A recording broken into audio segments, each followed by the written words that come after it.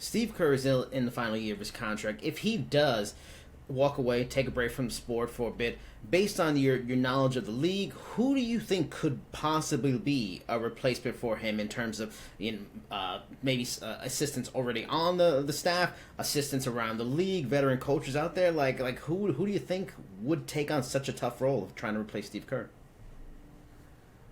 It's really tough for me to think that way, and part of it is because I would be surprised if Steve Kerr's not back. I mean, they haven't agreed to an extension, but haven't gotten any indications that either side's feeling, you know what, this is the end of it. Now, obviously professional sports, things can always change. We're mentioning about the Warriors' struggles.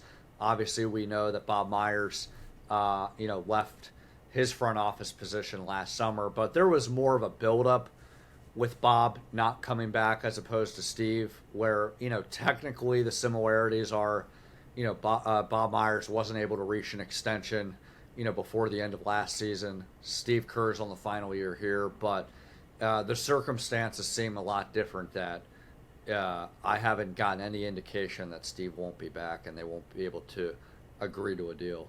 Then if it's most likely, then why hasn't, do you feel, from what you've heard or just your own opinions, like, why haven't they agreed to a contract? Like, this is the greatest coach by far in team history, one of the best coaches of the last 20, 30 years in the sport. Is it not odd to have re-upped him yet, or is this just such a unique situation, like the contracts and long-term deals aren't a big deal, and then when it comes, they'll figure it out?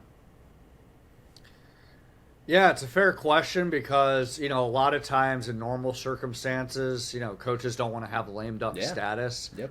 I think in fairness, coaches' contracts don't count against the cap as far as how they manage the roster, but I think that the team, they're trying to manage what they have this season and figure out potentially tough decisions there before proceeding with everything else. But again, while everything in the NBA can always be fluid, in fairness, I just never got any indication that Steve won't be back.